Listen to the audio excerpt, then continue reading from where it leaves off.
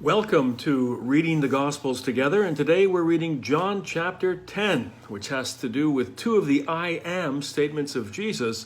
I am the gate, and I am the good shepherd. Now, I used to think that shepherds were there to protect the investment, to keep track of the flock, to ensure that the woolly-headed ruminants under their care wouldn't wander off to live the happy life of independent sheep in greener pastures. But one quick drive through Judea will open your eyes to the wrong-headedness of this idea. You see, Judea isn't the lush and well-green and well-watered Prince Edward Island, or even lush, well-green or well-watered Galilee.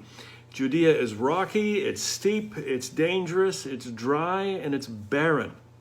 You quickly realize as you're passing these flocks of sheep on the side of the highway that a sheep on its own really has four choices there: starve, die of thirst, tumble down the face of a cliff, or be eaten. Now, without the shepherd's guidance, the sheep would never find enough amidst the rock and the gravel and the sand to sustain it. Without the shepherd's wisdom, the rare streams and rarer pools of life-giving water would be forever concealed. Without the shepherd's careful navigation along precipitous pathways, or nowadays precipitous highways, it was all too easy to fall into a crack in the cliff face, or to wander into a hopeless dead end, or to go sliding down a rocky escarpment to an inescapable valley below. And without a shepherd's protection, a solitary sheep was a four-legged buffet for eagles, jackals, wolves, bears, lions, or brigands. Now, many times in its existence, the nation of Israel was compared to being a sheep without a shepherd. Worse, it was like a sheep with a bad shepherd. Now, the prophet Ezekiel, he's writing in the 500s BC, he expressed the anger of the Lord, and in Ezekiel's mind, the bad shepherding encompassed both the political and religious leadership. So, you might have heard this over the last number of days, or at least this tone in talking about the current state of the political system. Ezekiel's talking about the mix of the political and the religious. Ezekiel chapter 34. The word of the Lord came to me, Son of man, prophesy against the shepherds of Israel. Prophesy and say to them, this is what the sovereign Lord says. Woe to the shepherds of Israel who only take care of themselves. Should not shepherds take care of the flock? You eat the curds, clothe yourselves with the wool, and slaughter the choice animals, but you do not take care of the flock. You have not strengthened the weak, or healed the sick, or bound up the injured. You have not brought back the strays, or searched for the lost. You have ruled them harshly and brutally. So they were scattered because there was no shepherd, and when they were scattered, they became food for all the wild animals. My sheep wandered over all the mountains and on every high hill. They were scattered over the whole earth, and no one searched or looked for them. A pretty scathing diatribe against the state of the nation and its leading class. Now, in John chapter 10, Jesus is accusing the Pharisees and the temple priests of being just the kind of shepherds that Ezekiel is warning about. Remember also that Jesus is in Jerusalem when he speaks these words, in the shadow of the temple itself. Effectively, what he's doing is pointing at the gate to the temple, and there were then as now numerous such gates. You can still see the main ones on the southern wall of the Temple Mount to this day.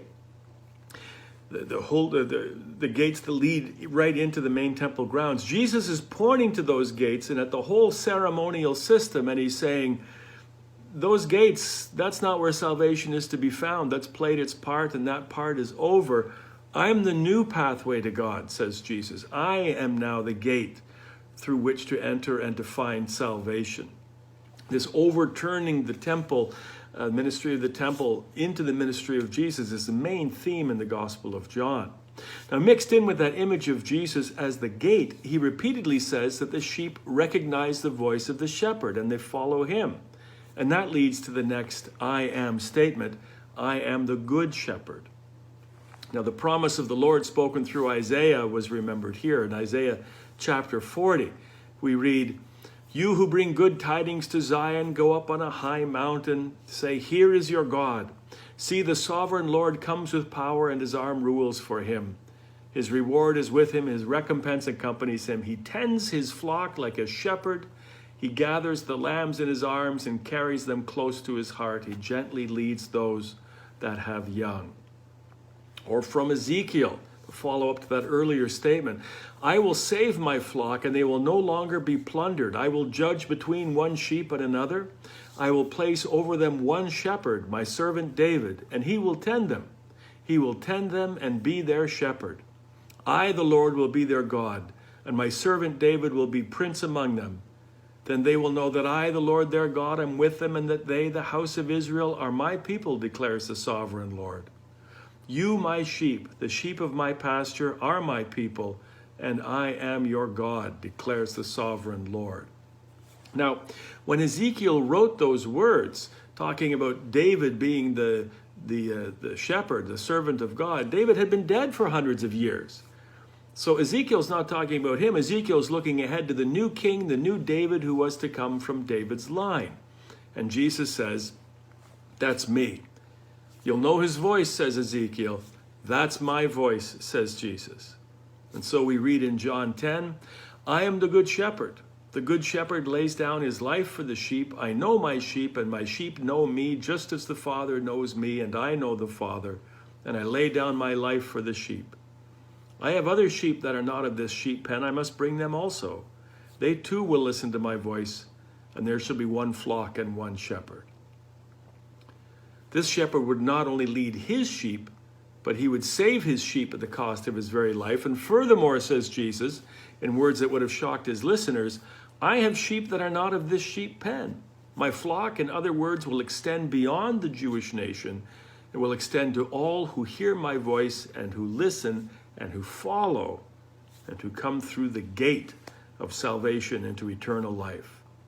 So Jesus is both the gate through which we enter into salvation, but also the shepherd who leads us there and who, with his voice, calls us home. It's our job to recognize his voice and to listen and to follow, all we like sheep. So, next time in part 2 of chapter 10, it's the Feast of Hanukkah. There's snow on the ground, and Jesus is again in trouble. And we'll see you then.